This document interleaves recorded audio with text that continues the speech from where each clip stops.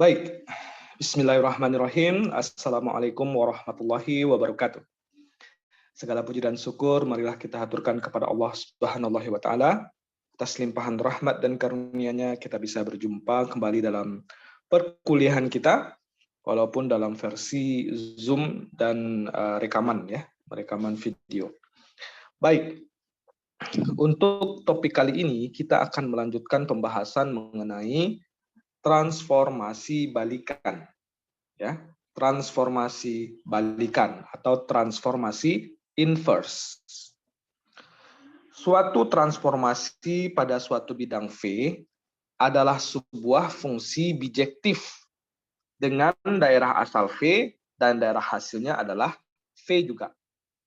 Ini mengulang definisi tentang transformasi. Jadi transformasi yaitu pada sebuah bidang V daerah asalnya, daerah hasilnya juga ada di bidang V tersebut. Dan fungsi tersebut dan transformasi tersebut merupakan fungsi bijektif. Apa itu fungsi bijektif? Dia injektif dan juga surjektif. Jika G sebuah garis dan MG adalah refleksi pada garis G, maka MGP itu sama dengan P. Paham maksudnya yang bagian ini, Anda sekalian?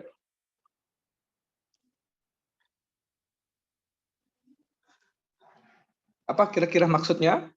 Jika G adalah sebuah garis dan MG adalah refleksi pada garis G, maka ada sebuah titik P, lalu dicari refleksi MG-nya, lalu direfleksikan kembali, maka hasilnya adalah titik P itu sendiri. Kita tulis, ini dapat kita tulis juga, M kuadrat G. Ya, M kuadrat G, P. Sama dengan P, atau MG kuadrat. Begitu. Jadi, M kuadrat adalah suatu transformasi yang memetakan setiap titik pada dirinya. Transformasi yang demikian kita namakan transformasi identitas. Disimbolkan dengan I. Jadi, IP sama dengan P itu sendiri untuk setiap P. Paham? Jadi, transformasi identitas adalah sebuah transformasi yang memetakan setiap titik terhadap dirinya sendiri. Kita simbolkan dengan I, transformasi identitas. IP sama dengan P. Berarti identitas, transformasi identitas dari titik P adalah titik P itu sendiri. Nah, sekarang pertanyaannya adalah, apakah benar I itu memang benar-benar sebuah transformasi? Nah, untuk membuktikannya, tentu kita ingat kembali cara membuktikan transformasi. Apa caranya ya? Kita cek apakah dia injektif, apakah dia surjektif. Yang pertama, kita cek apakah I injektif. Untuk menunjukkan I injektif, ditunjukkan bahwa untuk setiap X1, X2 anggota bidang V, maka X1 tidak sama X2, maka IX1 tidak sama dengan IX2. Bapak ulang, kita ingin membuktikan bahwa I injektif. Caranya bagaimana? Kita ambil X1 dan X2 di bidang V, di mana X1 dan X2 itu tidak sama. Maka untuk setiap X1, X2 tersebut, maka berlaku IX1 tidak sama dengan IX2. Mana buktinya? Kita buktikan. Ambil X1, X2 anggota bidang V dengan X1 tidak sama dengan X2. Menurut definisi identitas, kalau ada X1 elemen V, ini ya, ini identitas, lihat yang ini. Berarti IX1 adalah X1 itu sendiri. Betul ya? Nah, kalau ada X2 anggota V, maka IX2 adalah X2 itu sendiri. Karena X1 tidak sama dengan X2, nah ini, maka IX1 juga tidak sama dengan IX2. Karena itulah terbukti I-injektif. Bagian 1 sudah kita buktikan, I-injektif. Apakah sudah cukup untuk membuktikan apakah I ini transformasi? Belum cukup. Apa yang harus kita buktikan kemudian? Kita harus buktikan juga bahwa fungsi I itu surjektif.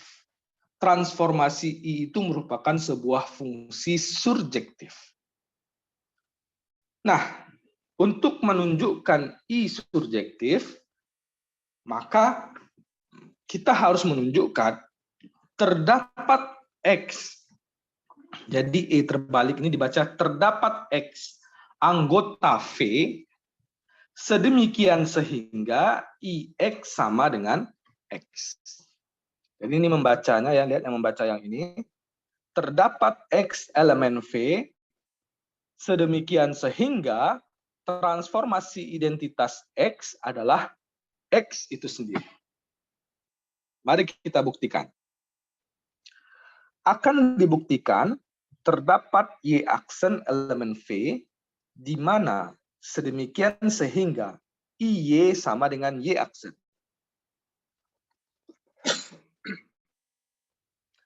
Ambil Y aksen elemen V menurut definisi identitas, maka Y elemen V, maka IY sama dengan Y aksen sama dengan Y. Sehingga untuk setiap Y aksen elemen V, terdapat Y elemen V sedemikian sehingga Y aksen sama dengan IY sama dengan Y. Jadi Y aksen sama dengan Y. Maka terbukti I surjektif. Ini agak susah mengikutinya yang bagian ini ya. Coba kita ulang. Untuk membuktikan bahwa I surjektif, kita akan menunjukkan terdapat X anggota V sedemikian sehingga IX itu adalah X. Maka untuk membuktikannya, yang akan kita buktikan, misalkan kalau ada sebuah Y elemen V, maka ada Y aksen elemen V. Dan nanti Y dan Y aksennya itu sama. Ini kan harusnya, yang ini lihat, yang ini kan harusnya nanti IY sama dengan Y kan? Iya enggak? Sesuai dengan identitas. Nah, tapi dalam pembuktian ini, kita ambil dulu misalkan dia bukan Y tapi Y aksen. Seperti yang ada pada ini. Terdapat Y aksen anggota V sedemikian sehingga IY sama dengan Y aksen. Ambil Y aksen elemen V, menurut definisi identitas, maka jika Y elemen V, maka Y adalah Y. Sehingga untuk setiap Y aksen elemen V, terdapat Y elemen V, sedemikian sehingga Y aksen sama dengan IY sama dengan Y. Jadi Y aksen sama dengan IY. Ya, ini ya, ini harusnya belum ada ini. Kan kalau ada Y elemen V, maka IY sama dengan Y. Ya kan? Nah, tapi di dalam pembuktian kita yang ini, yang kita ambil tadi, bahwasanya Y itu adalah Y aksen. Artinya Y aksen itu sama dengan Y. Jadi I surjektif. Karena sudah terbukti transformasi I itu injektif dan surjektif, maka kita dapat katakan bahwa transformasi identitas benar adalah sebuah transformasi. Sampai di situ, paham terlebih dahulu? Baiklah, Baiklah, kalau demikian, karena I adalah transformasi, T juga transformasi, maka berlaku sifat berikut. TIP, berarti ini ada transformasi T, kemudian transformasi I. Hasil kali transformasi, masih ingat? Maka TI dari titik P itu sama dengan ITP. Sama dengan ITP. Sama dengan TP itu sendiri. Coba lihat kalau tadi ada IP sama dengan P. Berarti kalau ITP, tunggu ya, lihat ini. Berarti kalau I, kemudian TP, maka akan sama dengan TP. Betul ya? Jadi, TI sama dengan T. ITP sama dengan ini ya, ITP, lalu ini bisa dirubah menjadi bentuk seperti ini. Kemudian hasil yang ini adalah ini untuk setiap P. Lalu yang ini jadi IT itu sama dengan T, dan sehingga TI sama dengan IT sama dengan T.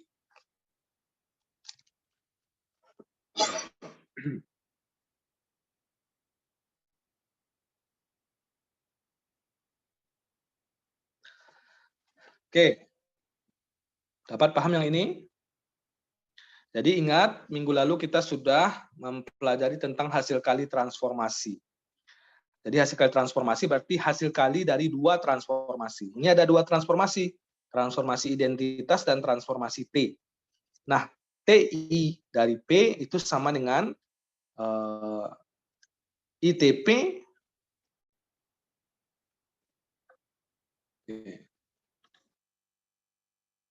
Nah, tunggu. Tapi tunggu ya, ini sepertinya salah ini.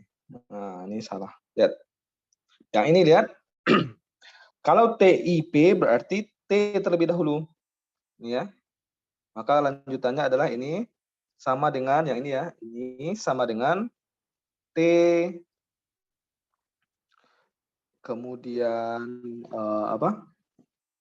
Berikutnya itu adalah I, kemudian P gitu ya. TI dari titik P, lalu ini akan sama dengan TP. Kenapa sama dengan TP?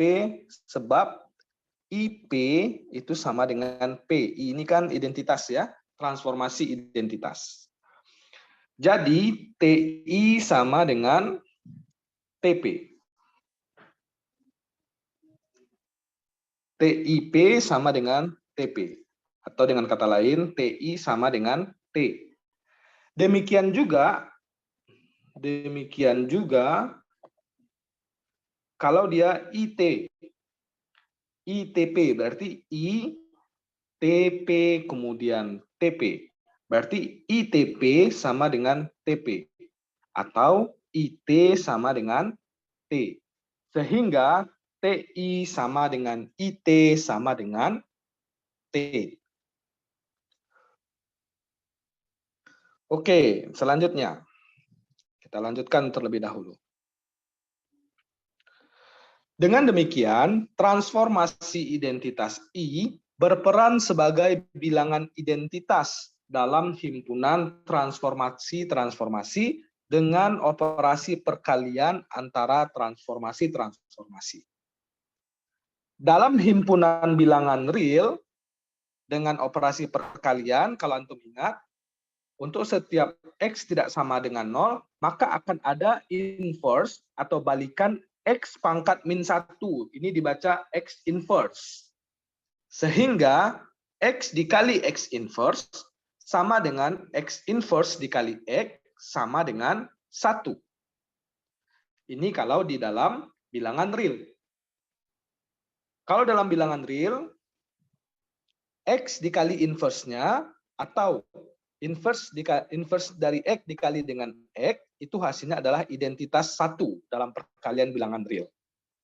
Demikian juga dalam transformasi, jika terdapat 2 buah transformasi, misalnya T dan Q, yang hasil kalinya adalah I, itu tadi transformasi identitas ya, ditulis TQ dikali QT sama dengan I, maka transformasi balikan dari T ditulis sebagai T inverse. Jadi ini dapat ditulis sebagai T dikali T inverse atau T inverse dikali T sama dengan identitas.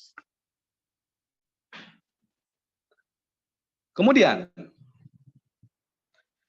ada beberapa teorema yang berkaitan dengan transformasi inverse atau transformasi balikan. Ya, ada yang menyebut sebagai transformasi inverse. Teorema yang pertama, setiap transformasi T memiliki inverse atau balikan. Jadi antum harus ingat bahwa setiap transformasi T memiliki balikan. Mana buktinya? Nah, mari kita buktikan. Dipunyai T transformasi akan dibuktikan bahwa T memiliki inverse. Ini yang akan kita buktikan ya. Jika kita punya sebuah T yang merupakan transformasi, akan dibuktikan bahwa T tersebut memiliki inverse. Kita misalkan inverse dari T adalah L.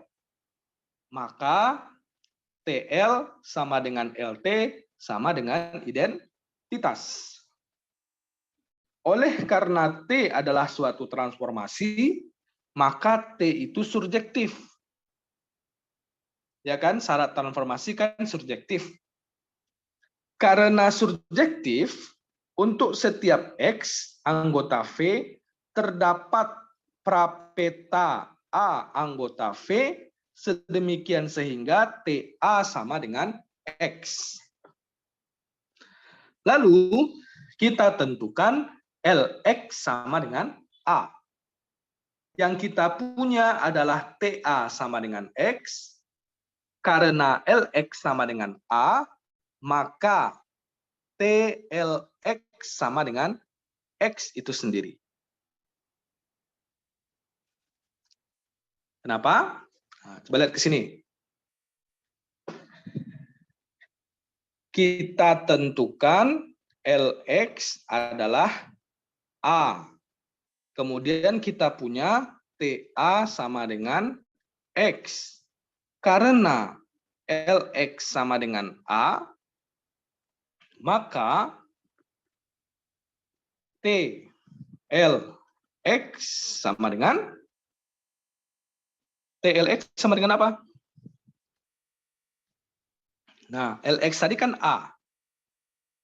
Maka TA itu adalah X. Sehingga TLX ini adalah X. Jadi, LX adalah prapeta dari X. Diperoleh TLX sama dengan X atau TLX sama dengan X. Ini penulisannya ya. Nah, sorry.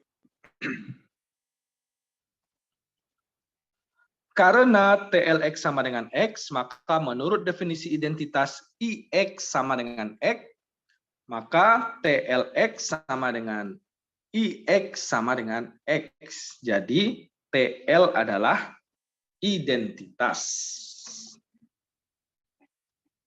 Oke?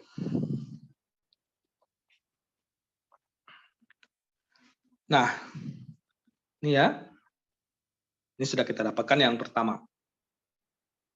Selanjutnya, LTX. Kalau tadi kita TLX ya, yang mau kita buktikan. Sekarang bagaimana dengan LTX? LTX itu berarti LTX. Kita andaikan TX sama dengan B. Karena transformasi, maka terdapat X prapeta dari B. Dengan X itu adalah LB. Karena TX sama dengan B, maka LTX, TX-nya kita ganti dengan B, berarti LB sama dengan X.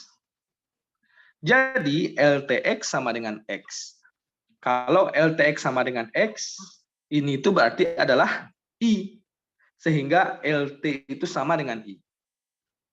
Kalau demikian, TL tadi sama dengan I. Sekarang LT juga sama dengan I. Maka kita dapat tulis TL sama dengan LT sama dengan I. Sekarang akan dibuktikan bahwa L adalah transformasi. Kita akan buktikan bahwa L adalah transformasi.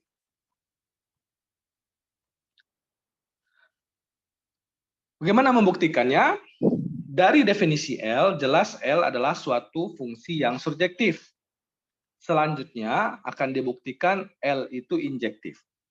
Andaikan Lx1 sama dengan Lx2, dan andaikan pula TA1 sama dengan X1, TA2 sama dengan X2, dengan Lx1 sama dengan A1 dan Lx2 sama dengan A2. Karena T adalah transformasi, dan jika A1 sama dengan A2, maka TA1 sama dengan TA2. Sehingga kita peroleh X1 sama dengan X2. Perhatikan baik-baik. Andaikan, yang pertama ini perhatikan. Ya. Lalu kita andaikan pula ini, ada dua buah. TA1 itu, yang ini ya, yang TA1 sama dengan X1, lalu TA2 sama dengan X2. Dengan Lx1 sama dengan A1, Lx2 sama dengan A2. Karena T transformasi dan jika A1 sama dengan A2, maka TA1 sama dengan TA2, sehingga kita peroleh X1 sama dengan X2. Jadi, karena T transformasi dan Lx1 sama dengan Lx2, maka nah ini A1 tadi kan ini Lx1. Makanya dia jadi A1 di sini. Lx2 ini kan A2. Nah, Lx2-nya ini kita ganti dengan A2. Ini dia. Lalu TA1 tadi kan X1. Ini dia. Lalu TA2 mana? X2. Ini dia yang kita misalkan tadi. Ya kan? Sehingga X1 sama dengan X2. Jadi L injektif. Sehingga L itu bijektif juga, karena tadi sudah terbukti surjektif dan dia juga injektif. Karena dia bijektif, lalu L itu adalah sebuah transformasi. Oke?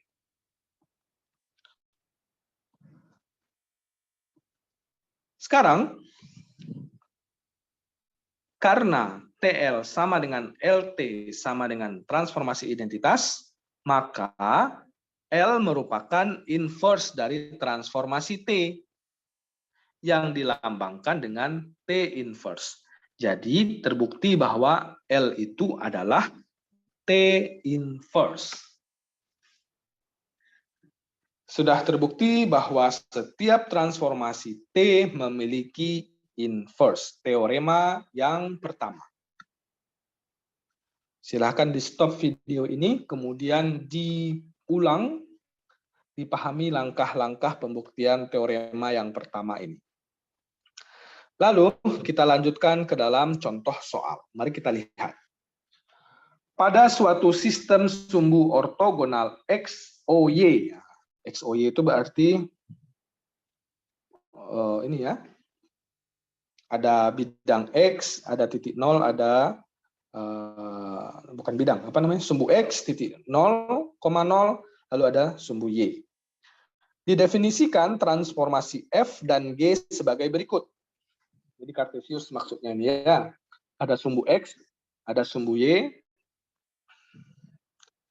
Ini X, ini Y. Nah, ini dia yang O, yang 0 ya. O itu adalah origin, 0,0, titik 0,0. Nah, ada dua buah transformasi, yaitu transformasi F dan transformasi G. Didefinisikan sebagai berikut. Setiap titik P, X, Y, untuk setiap titik P, X, Y, maka transformasi F untuk P itu adalah X tambah 2, setengah Y. Dan transformasi G-nya adalah X kurang 2, 2Y. Lihat, dalam sumbu X dan Y itu kan sebuah titik P itu X, Y koordinatnya kan? Ya. Nah, kalau transformasi FP, X-nya ini menjadi X tambah 2. Maaf. Ya, X-nya itu menjadi X tambah 2. Lalu Y-nya ini katanya menjadi setengah Y. Nah, kalau di GP, di transformasi G, X yang ini menjadi X kurang 2. Kok gitu Pak? Ya, definisi soalnya seperti itu. Y-nya menjadi 2Y. Nah, itu dia maksudnya. Sehingga hasil kali transformasi FG untuk titik P itu adalah FGP. FGP-nya mana? Yang ini ya. X kurang 2,2Y. Lalu F dari ini adalah, nih masukkan dia ke sini. Jadi kalau sudah kita punya, ini Bapak lanjutkan dengan ini ya, ini ada langkah yang tidak ditulisnya di buku ini. X kurang 2,2Y. Nah, kalau ini rumus FP, berarti yang X-nya ini masukkan ke sini. Berarti dia menjadi X kurang 2 tambah 2. Lihat, ini X yang ini dia. Lalu tambah 2-nya, ini dia. Koma. Setengah Y. Setengah Y-nya ini kita ganti dengan ini. 2Y. Maka hasilnya adalah X, Y. Ini kan habis, ini juga habis. Maka hasilnya adalah X, Y, dan X, Y itu apa? Titik P itu sendiri. Ya kan? Nah. Lalu yang berikutnya, kalau tadi FG, sekarang GF. Bagaimana dengan GFP? Mari kita lihat. GFP itu berarti G dulu, lalu F dari P. P itu kan X, Y. P itu adalah X, Y. Berarti kita masukkan ke rumus ini terlebih dahulu. Semua X ini berganti menjadi ini. Y-nya berganti menjadi ini. Maaf, X ini berganti menjadi X tambah 2. Y-nya berganti dengan setengah Y. Maka ini dia di dalam ini. Lalu kita lihat transformasi G. X ini kita ganti dengan ini. Y yang ini kita ganti dengan ini. Maka kita lihat GP, bukan GP ya. G dari X tambah 2, setengah Y, itu sama dengan X ini kita ganti dengan X tambah 2, lalu kurang 2-nya tetap, lalu koma, lalu 2Y-nya kita ganti dengan ini. Setengah Y. Maka kita dapatkan hasilnya adalah X, Y juga. Ini habis, ini juga habis. X, Y adalah titik P itu sendiri. Oke. Jadi FG sama dengan GF. Hasilnya adalah P itu sendiri. Maka GF dan FG itu adalah identitas, ya, untuk setiap P. Jadi F dan G adalah balikan satu sama lain atau inverse satu sama lain. G sama dengan F inverse atau F sama dengan G inverse. Ini contoh soal mengenai teorema yang pertama. Oke? Sekarang kita masuk ke teorema yang kedua. Apa bunyi teorema yang kedua? Setiap transformasi hanya memiliki satu inverse. Jadi teorema yang pertama berbunyi setiap transformasi pasti ada inverse-nya. Sudah kita buktikan tadi. Lalu teorema yang kedua bunyinya adalah setiap transformasi hanya memiliki satu inverse saja. Bagaimana kita membuktikannya? Nah, kita buktikan dengan kontradiksi ya.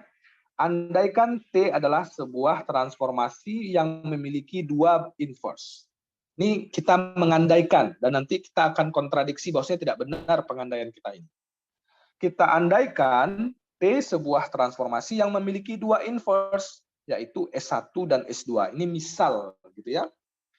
Karena S1 adalah inverse dari T, maka TS1P sama dengan S1TP sama dengan IP. Nah, ini ketentuannya ya, definisi. Nah,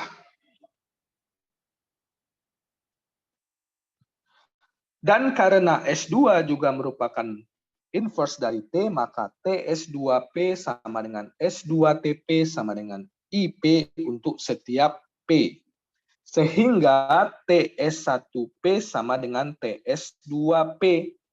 Lalu TS1P sama dengan TS2P. Karena T suatu transformasi, maka S1 sama dengan S2 untuk setiap P. Sehingga S1 sama dengan S2. Jadi balikan dari T adalah S1 sama dengan S2 sama dengan S. Jadi nggak bisa kita bilang di awal tadi bahwa dia memiliki dua buah. Ada S1, ada S2. Misal kita tadi ya. Ternyata S1 dan S2 ini sama-sama S. Sudah kita buktikan di sini. Bahwasannya terbukti dia S1, S2 itu sama saja. Artinya dia transformasi yang sama.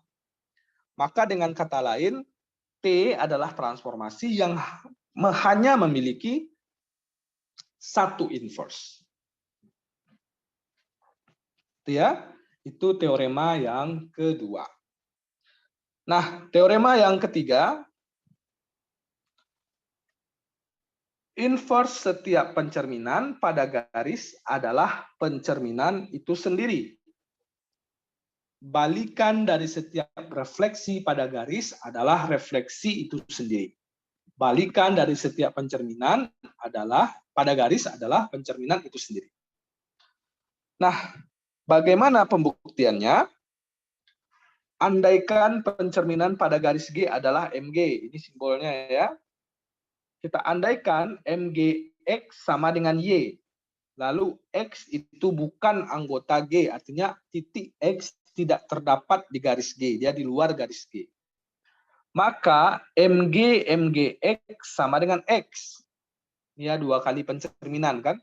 Balikan dari setiap pencerminan adalah pencerminan itu sendiri.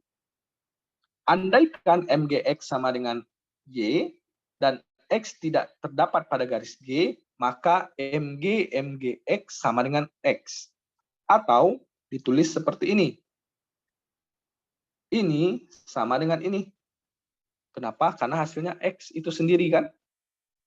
Untuk setiap X bukan anggota G. Jadi MG bundaran MG adalah identitas.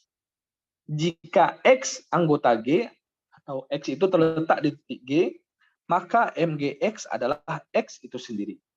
Sehingga MGX sama dengan MGX atau ini juga. Jadi untuk setiap X diperoleh dua kali pencerminan ini adalah identitas. Jadi inverse dari M itu adalah MG. Jadi balikan dari pencerminan pada garis adalah pencerminan pada garis itu sendiri. Oke? Nah, itulah dia 3 teorema yang berkaitan dengan transformasi inverse. Silahkan dipahami terlebih dahulu satu persatu dari teorema tersebut beserta pembuktiannya. Baik, setelah 3 teorema tersebut, kita akan masuk ke teorema yang keempat. Namun sebelum itu, kita membahas sebuah definisi terlebih dahulu. Suatu transformasi yang balikannya adalah transformasi itu sendiri dinamakan sebuah involusi. Jadi berdasarkan teorema yang di atas ini ada sebuah definisi. Suatu transformasi yang balikannya atau inverse-nya adalah transformasi itu sendiri dinamakan involusi. Oke? Baik. Nah, berikutnya kita akan masuk ke teorema yang keempat. Nanti teorema keempat ya. Sebelum itu, andaikan T dan S adalah transformasi, maka masing-masing memiliki inverse, yaitu T inverse dan S inverse. Komposisi transformasi yaitu T bundaran S juga adalah sebuah transformasi. Jadi pasti juga ada inverse-nya. Iya kan? Nah, karena itulah ada teorema yang keempat, yaitu berikut ini. Apabila T dan S adalah transformasi-transformasi, maka inverse dari T bundaran S adalah S inverse bundaran T inverse. Perhatikan ini baik-baik, karena ini adalah teorema yang sangat juga berguna dan dipakai dalam penyelesaian soal-soal. Kalau T dan S adalah transformasi-transformasi, maka inverse dari T bundaran S adalah, lihat urutannya, S inverse bundaran T inverse. Apa buktinya? Mari kita buktikan. Diketahui inverse dari T bundaran S dikali atau di bundaran dengan T bundaran S adalah I. Ya kan? Masih ingat tadi? Kalau T bundaran S sama dengan S bundaran T, bukan ya, bentar. Nah, ini. Kalau ada T di bundaran dengan inverse-nya, maka dia hasilnya adalah identitas. Ya kan? Atau tadi T dikali dengan T inverse-nya adalah identitas. Begitu juga kalau ada T bundaran S inverse dikali dengan atau dibundarankan dengan T bundaran S. Maka hasilnya I juga.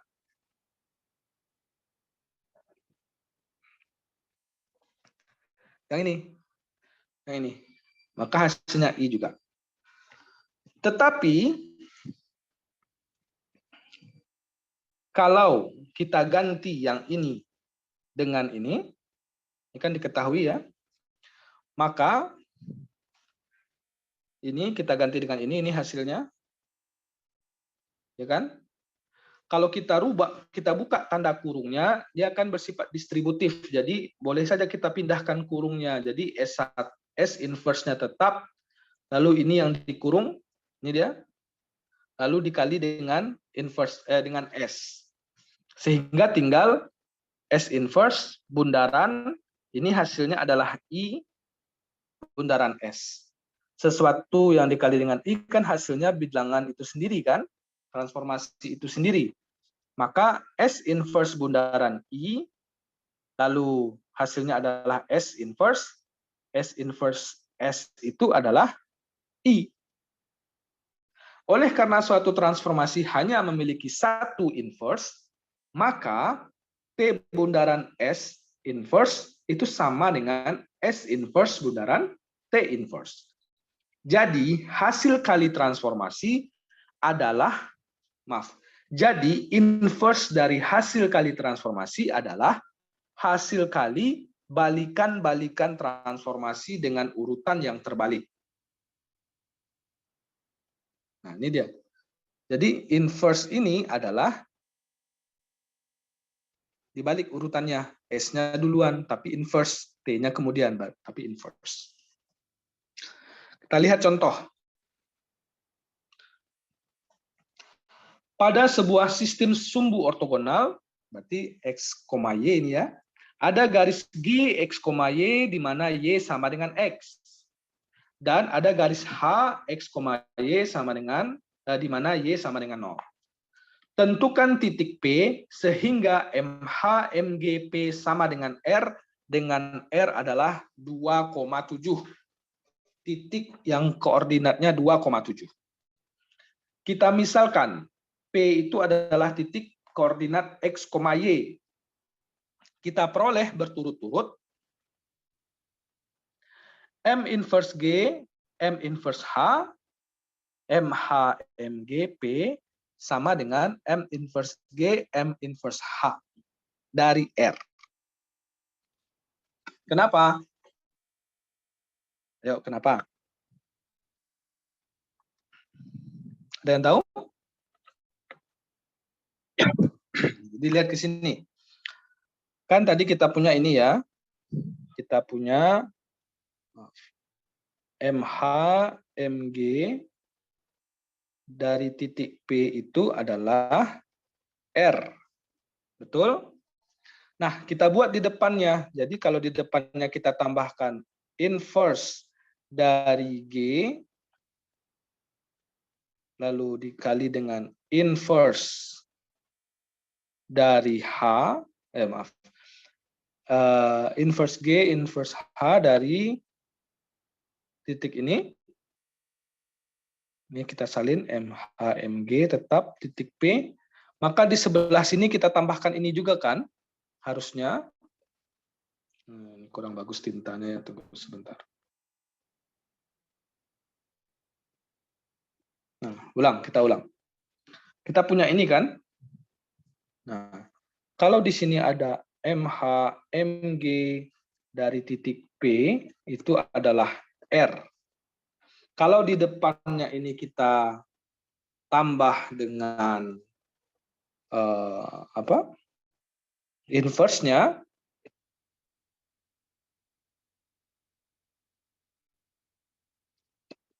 tentu di sebelah sini nanti di R juga harus kita tambahkan.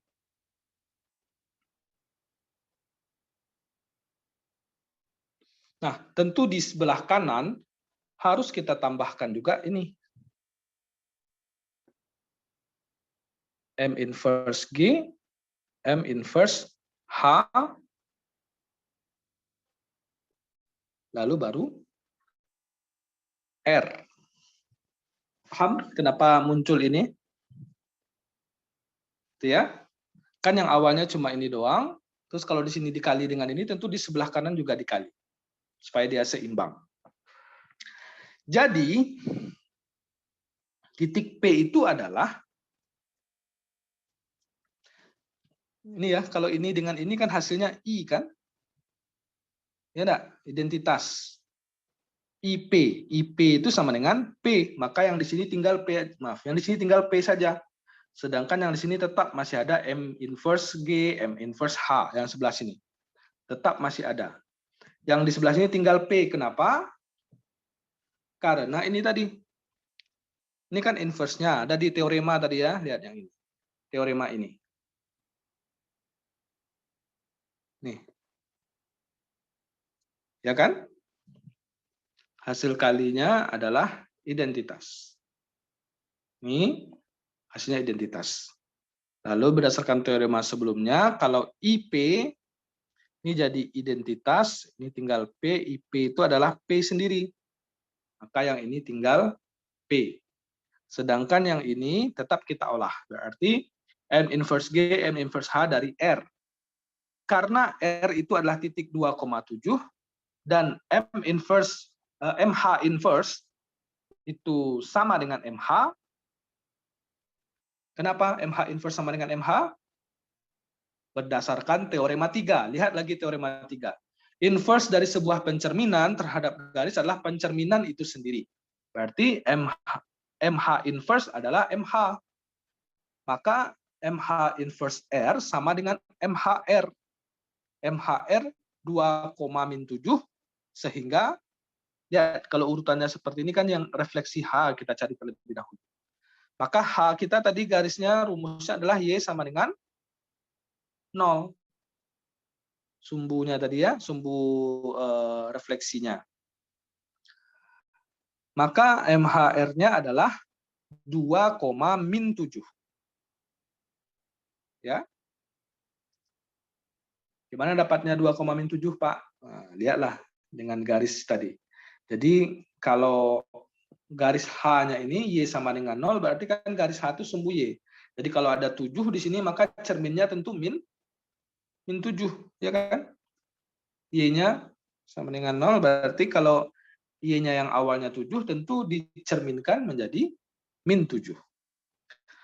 Lalu, MG inverse MH inverse R sama dengan MG inverse 2,-7. Lihat, Y sama dengan X. Kalau Y sama dengan X, tentu garisnya seperti ini. Ya kan? Jadi kalau dia 2,-7 untuk MG inverse, berarti MG inverse itu sama dengan MG juga. Berdasarkan teorema 3, ini juga sama dengan MG. Akhirnya, hasil pencerminan titik 2,-7 tadi adalah berapa? Adalah MG 2,7. Nah, tunggu sebentar, nih kayaknya angkanya perlu kita cek. Ya, ini keliru nih ya. Jadi keliru. Coba lihat di sini. Ini juga tadi Bapak lihat. Berarti batasan Y sama dengan 0 itu berarti bukan sumbu Y, tapi sumbu X kan. Yang Y sama dengan 0 kan sumbu Y. Jadi kalau ada titik 7 di sini 2,7 berarti 1,2, 2,7, maka hasil refleksinya terhadap sumbu X ini adalah 2,-7. Nih. Berarti 2,-7 di sini. Lalu, nah, MG inverse dari 2,-7, MG inverse itu sama dengan MG, berarti ini tetap 2,-7. Nah, sekarang garis G mana? Garis G adalah Y sama dengan X. Ini dia garisnya, Y sama dengan X. Artinya, kalau ada titik 2,-7, maka kalau dicerminkan terhadap garis ini, artinya dia menjadi min 7,2. Sehingga titik P itu adalah min 7,2. Gitu ya. Ingat lagi pencerminan, kalau sudah lupa dia catatannya atau buku tentang pencerminan, barulah bisa memahami topik ini. Baik, itulah dia hasil pembahasan kita tentang transformasi inverse atau transformasi balikan. Ada definisi tadi dan ada 4 teorema beserta pembuktian dan contohnya. Silahkan dipahami dan dikerjakan tugas yang akan Bapak sampaikan di e-learning kita, bagi yang memakai e-learning, dan di Google Classroom bagi kita yang memakai Google Classroom. Itu saja, terima kasih. Assalamualaikum warahmatullahi wabarakatuh.